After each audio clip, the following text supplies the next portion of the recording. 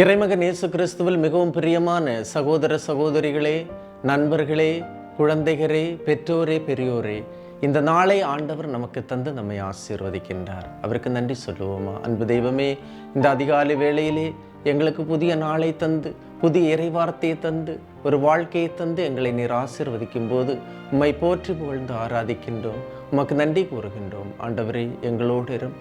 இந்த நாளில் உம்முடைய அருள்கரம் எங்களை தொடட்டும். தூய ஆவியின் துணை எங்களை வழிநடத்தட்டும். நாங்கள் செல்லுகின்ற பாதையில் நீர் எங்களோடு இருந்து எங்களை வழிநடத்தும். எங்களுடைய குடும்பத்தோடு, எங்களுடைய பிள்ளைகளோடு இரும். ஆமீன்.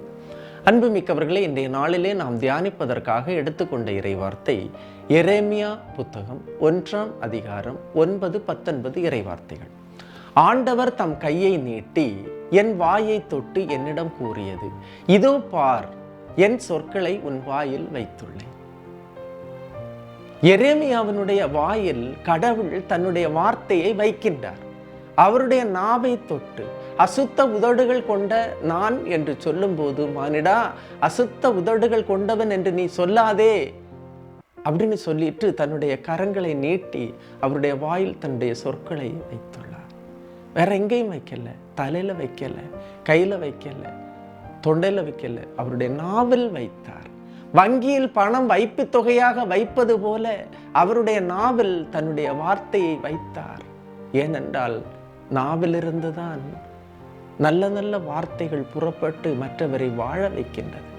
ஒவ்வொரு நாளும் எனது நாவில், எனது இதயத்தில், எனது குடும்பத்தில், எனது குழந்தைகளில் இறை வார்த்தை என்ற வைப்பு தொகை வைத்து கொண்டே இருக்கின்றார் கடவுள்.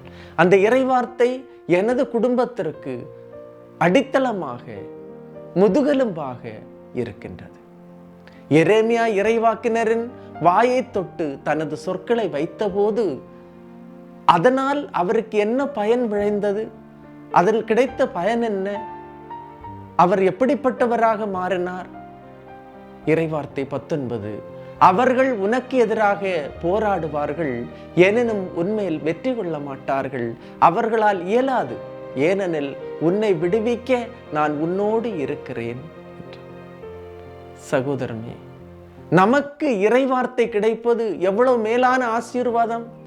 அவ்வாறு இறைவார்த்தை கிடைப்பதால் நம்மேல் வெற்றி கொள்ள பகைவனால் இயலாது, எதிரியால் இயலாது.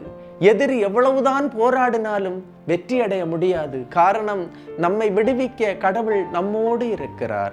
அவருடைய வார்த்தை நம்மோடு இருக்கின்றது. அவர் நம்மோடு பயணம் செய்கின்றார். அதனால் தான் அது வைப்பு தொகையாக இருந்து கொண்டே இருக்கின்றது.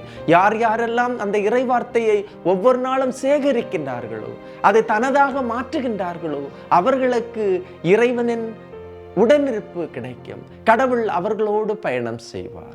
எனவே இன்றைய நாளிலே இந்த இறைவார்த்தையின் ஆற்றல் நமக்கு கிடைக்க ஜெபிப்போம்.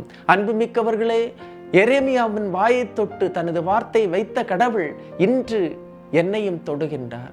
தொட்டு அவருடைய வார்த்தையை என்னுடைய நாவிலும் வைக்கின்றார், என்னுடைய உடம்பிலும் வைக்கின்றார். இந்த உடல் ஆண்டவர் உரைகின்ற, இறைவார்த்தை உரைகின்ற ஆலயமாக மாறும். ஆண்டவரும் என்னோடு இருந்து என்னை வழி நடத்துவார். எல்லாம் வல்ல இறைவன், தந்தை, மகன், தூய ஆவியார் உங்களையும் உங்கள் குடும்பத்தையும் நிறைவாய் ஆசீர்வதிப்பாராக. ஆமீன். இயேசுவுக்கே புகழ், இயேசுவுக்கே நன்றி. மரியே வாழ்க.